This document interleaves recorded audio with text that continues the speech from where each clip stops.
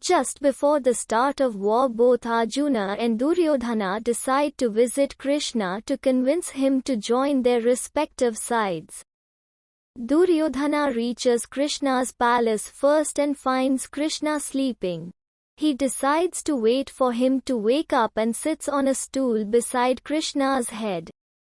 Arjuna enters a few minutes later, finds Krishna sleeping and also decides to wait.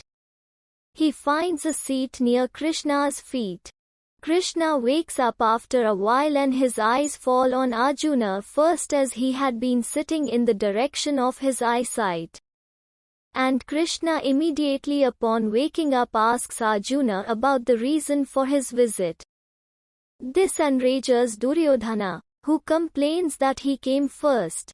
But then Krishna says that he saw Arjuna first. And since he had come there first, Krishna must entertain his request first.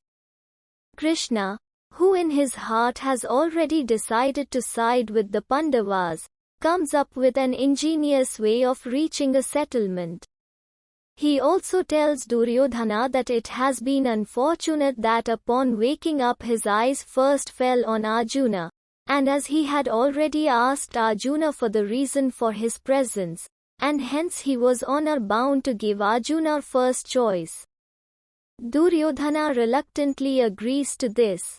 Krishna says he will divide the requested item into two parts and will let them choose which part each one wants to have during the war.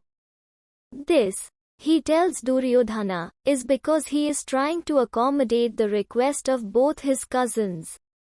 One part is Krishna alone, who will wield no arms and not strike a single blow on the battlefield. The other part is the entire Yadava army with weapons of all kinds.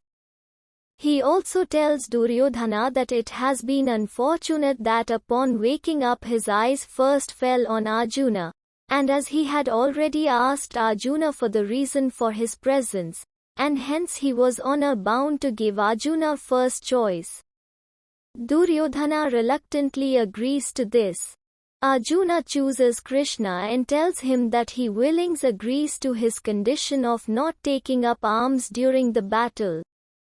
Duryodhana, at this point, is unable to believe his luck.